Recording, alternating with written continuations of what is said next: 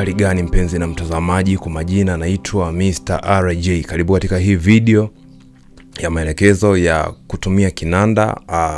Kama wewe ni mfuatiliaji utakuwa umeshaangalia video nyingi mpaka sasa, lakini kama wewe ni mara yako ya kwanza unaweza kaangalia video za awali. Kama kuna jambo lolote linakutatiza zitaweza kukusaidia. Sasa katika siku ya leo tunaenda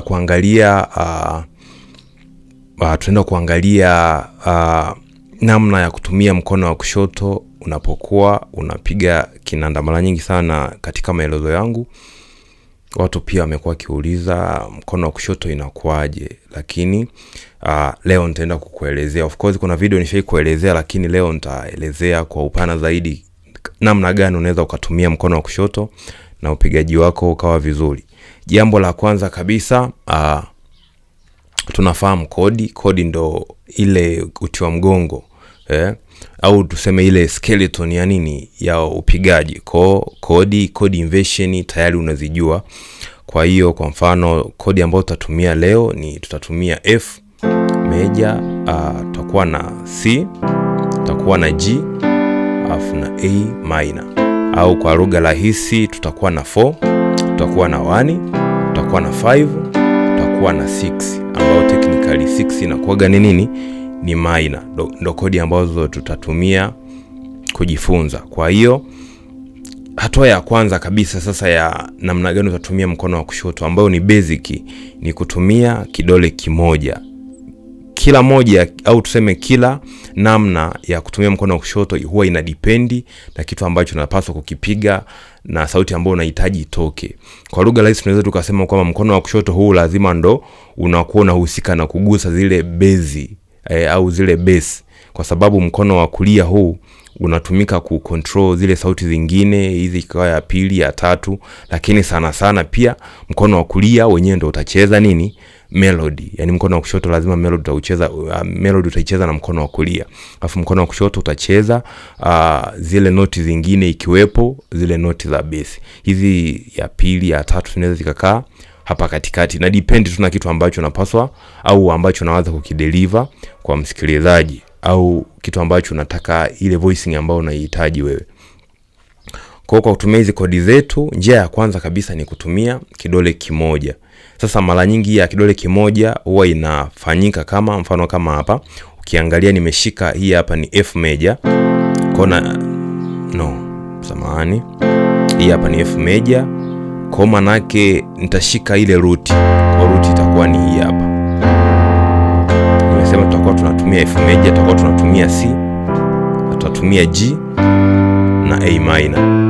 Kwa maana yake naweza tu nikawa napiga, lakini nagusa tu ile root naigusa na mkono wa nini? Wa kushoto.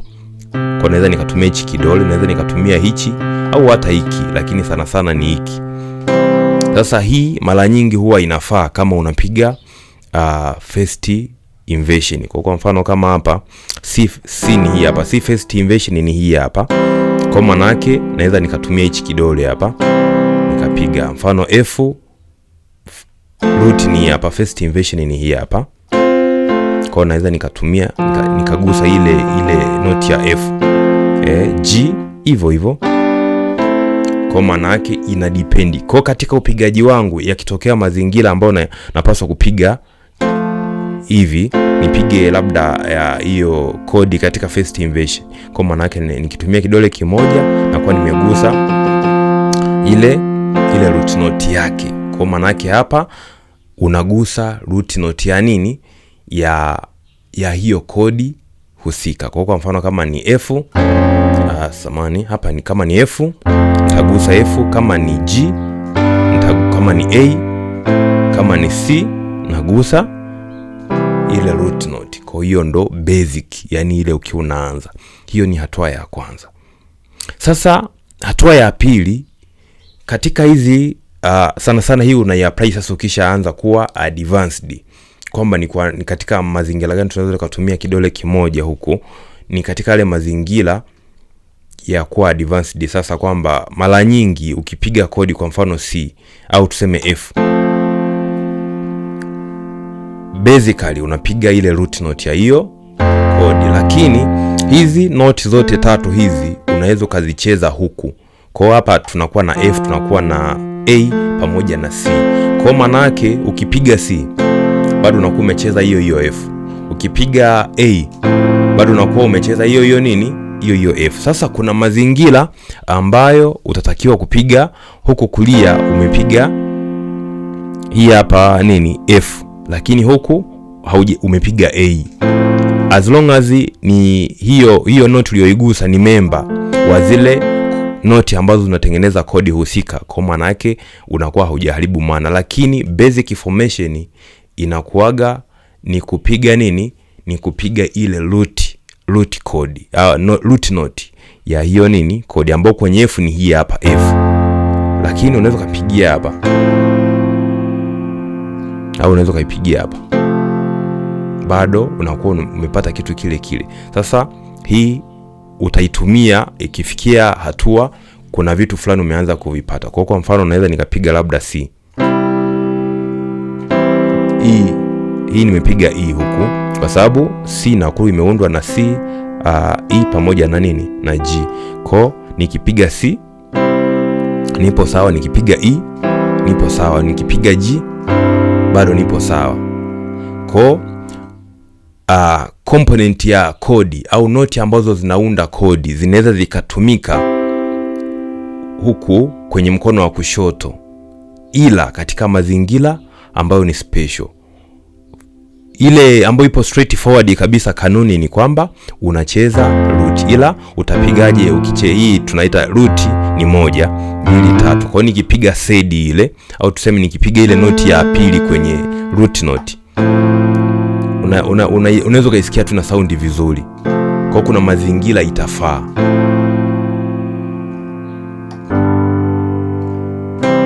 Kwa umeona kama hapo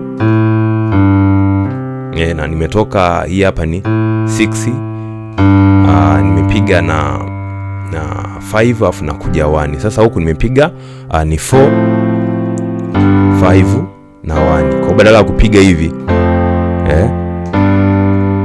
nimepiga hii hapa. Sasa hapo kwa mfano labda nilikuwa napiga wimbo, sasa huo naenda napiga mzunguko ambao utanirudisha kwenye 1. Kwa naweza nika apply hiyo hapa, nimepiga huku, nimepiga 6 ambayo kwa huku ni noti, component ya noti au tuseme ni component ya ile kodi ambayo tusemeje, hii hapa A ni component ya F major kodi. Kwa hiyo maana yake naweza nikaitumia na yenyewe katika mazingira fulani, lakini basically nimesema unapiga root nini? Root note ya ile kodi husika. Naweza nikawa napiga C, napiga F, napiga hii ni C, alafu napiga F hii. Unaona bado ile sound inakuwa vile vile. Kwa sio kila wakati ukihama kodi utahama na hii root. Kwa root inaweza ikabaki. Kwa hapa nimepiga C, nimehama kwenda F mkono wa kulia, lakini mkono wa kushoto umebaki kwenye nini? Kwenye C. Kwa sababu gani? Hii hapa hii kodi ya F na yenyewe ndani yake kuna nini? Kuna C. Kwa kanuni kuu ni kwamba muda wote unapokuwa umecheza kodi, haijalishi umeshika noti ngapi. Kwa naweza nikawa nimeshika mimi labda vidole vyangu vyote, hakikisha tu kila kitu ambacho umekishika kiwe ndani ya hiyo kodi, au hata kama akipo ndani ya hiyo kodi basi kiwe kimeadi, kwa sababu kiadi kitu fulani manake unakuwa umebadilisha ile kodi, umepata voicing nyingine ambayo itakuwa inaitwa jina jingine. Kwa mfano anyway, sitaki niongee sana nikupoteze. Hiyo ndio njia ya kushika kwa kidole kimoja. Basically unashika root note, lakini ukiwa advanced kidogo katika mazingira fulani unaweza ukashika sadi au unaweza ukashika hiyo tunaita nini sasa, fifth hivyo, ile noti ya 5 kutokea kwenye nini? Kwenye 1. I hope utakuwa umenielewa. Hiyo ndo njia ya nini? Ya kwanza. Njia ya pili ni njia ambayo unapiga octave. Njia ya pili ni kupiga octave. Na kupiga octave maana yake ile unapiga noti ile root, lakini unaipiga juu na chini. Kwa mfano kama hapa nikipiga labda hii hapa ni F first inversion, alafu nakuja C, nakuja G, nakuja A. Kwa hapa na huku nakuwa nashika ile A ya chini na shika na A ya juu. Namna hiyo. Kwa hiyo nikitaka kushika octave manake nitashika noti hiyo hiyo, afu nitaipiga huku juu pamoja na chini. Kuna mazingira utahitajika uipige hiyo ili upate kitu kizuri.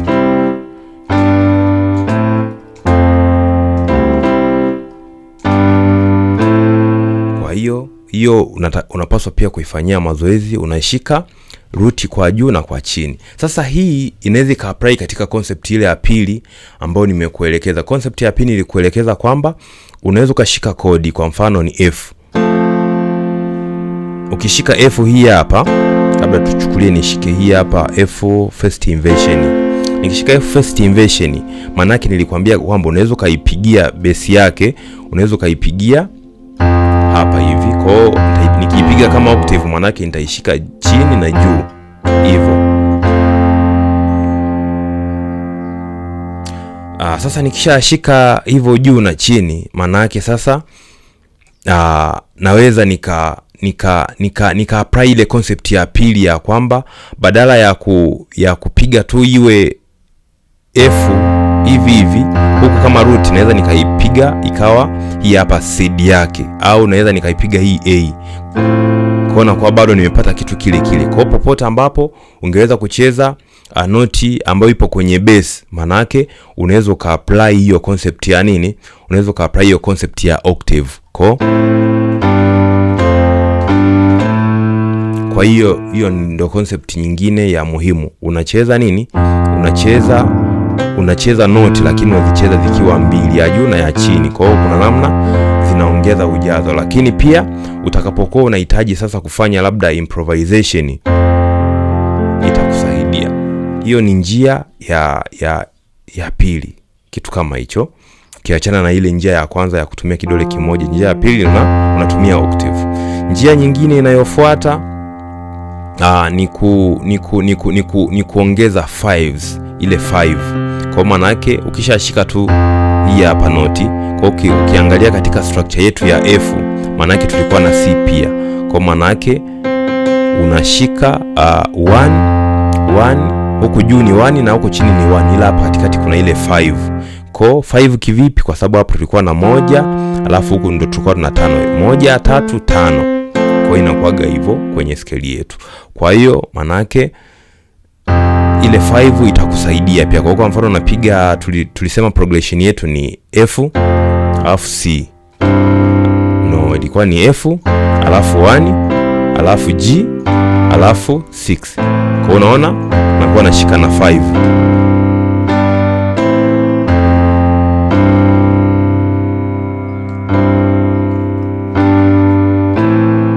Namna hiyo. Kwa hiyo sasa hiyo ndo njia unaongezea hapo 5 kwenye ushikaji wako. Njia nyingine ambayo sasa ipo advanced kidogo, of course nitakuja nifundishe vizuri nikija kufundisha zile code, extended code.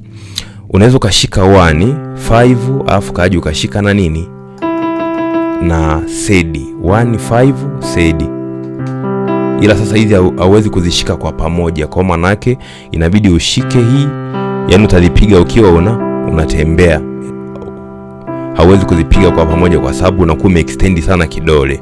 Kwa hiyo hizi tunazitumia kwenye mazingira fulani special. Kwa mfano naweza nikapiga labda F,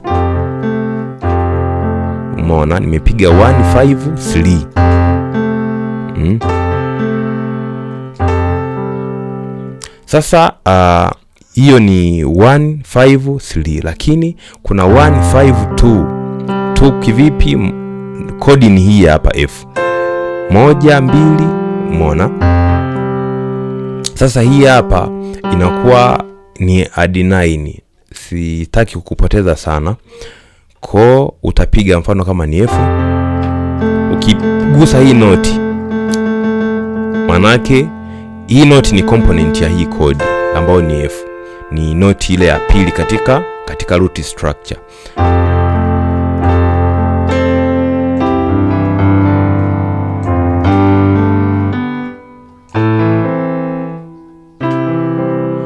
Kwa hiyo nayo unaweza kaiongezea. Kwa badala ya kupiga 151 unaweza kupiga 153. Lakini sasa 3 kivipi nishakueleza kwamba hii noti kwenye structure kule ilikuwa ni ya ngapi?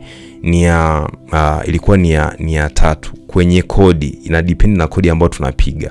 Kwa mfano kama ni F3 ni hii hapa. Kwa maana yake nikishika F napiga 5 yake ni hii hapa, 3 ni hii hapa.